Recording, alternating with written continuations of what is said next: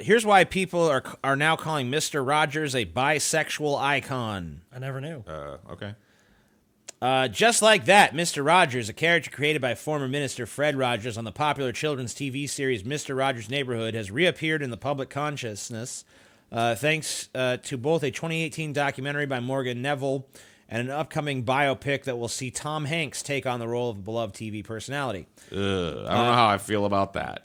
But as you may have noticed, this week, people have also started to refer to Mr. Rogers as a bisexual icon. What on earth could be behind that? As it turns out, Fred Rogers may have identified as a member of the LGBTQ community, even if, unsurprisingly, he never used that specific terminology. To be clear, it's unlikely that Fred Rogers ever referred to himself as bisexual.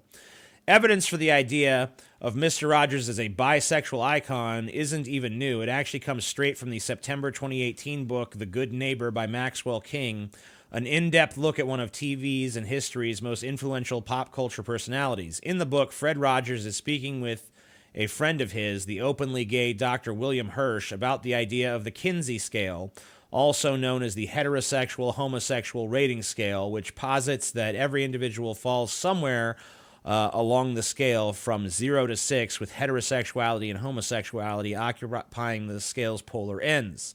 Mr. Rogers is quoted as saying, "Well, you know, I must be smack in the middle because I have found women attractive and I have found men attractive."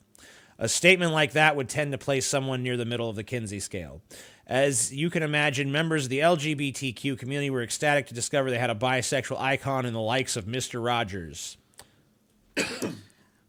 I mean, if it's true, I didn't know. I mean, if it's true, that's interesting, but I mean, it also feels like it's kind of just like trying to let's claim Mr. Rogers. You know what I mean? Yeah, Mr. Rogers now belongs to the bisexual collective. I don't fucking know. I mean, look, he might have made that statement, but we don't know what the context of that statement is. If that means like he really wanted to fuck those people or what, I don't know. Right. So I mean, that taking one statement and conflating to this seems like a little much. He was very inclusive, and so yeah, he might have made that statement in, you know, like to appear just to be nice old Mr. Rogers like he always was. You know what I mean? Like, because I don't know, man. Here's the I'm with Scotty. It's fine to feel good, like if you're a bisexual person and you think that Fred Rogers was bi. Maybe he was. Maybe. And that makes you feel good. I don't see a problem with that. But don't hoist him up like a flag, okay? Because he wasn't about that. Mr. Rogers loved pussy, but he also loved the dick. It's because, like, it's really hard to find anyone that has anything bad to say about Mr. Rogers, dude. It really is. I mean, like, and truly, even when you hear it, it almost seems like, is this a troll? I mean, you almost have to believe it's a troll. And honestly, when it comes to Fred Rogers, it seems sad to me that something as trivial as his sexuality would be why his name would be mentioned again. Yeah. Rather than the fact that he was like one of the most dedicated people ever when it came to education of kids, not just the education of kids. So you don't think Tom Hanks could pull it off? I don't know, man. Old Hanks ain't young Hanks. Can I just say that? Old Hanks ain't young Hanks. But anyway, as I was saying, TJ, Fred Rogers was an educator of kids, but he was also somebody that cared about the inner lives of kids, and that's rare.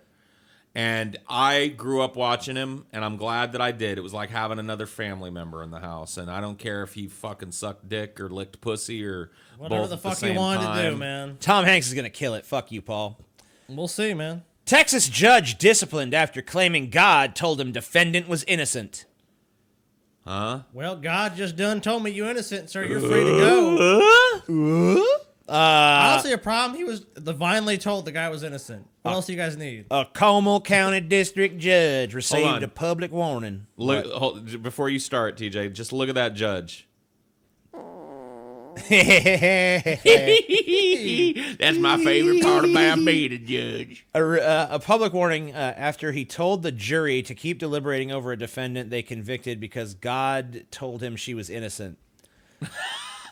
So somebody remove this stupid old fart from the bench, please. Judge Jack Robison reported himself to the Texas Commission on Judicial Conduct after the outburst on January 12th, 2018, according to the committee's disciplinary action. Robinson presided over the trial of Gloria Romero Perez, who was charged with continuous sex trafficking and the sale or purchase of a child. When Robinson was informed the jury reached a guilty verdict, he told them her conviction would be a miscarriage of justice and asked them to keep deliberating.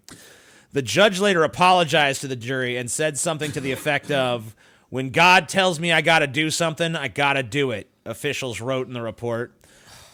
So basically, the jury came back and said, "This bitch is guilty." And the judge is like, "No, keep deliberating. God has spoken.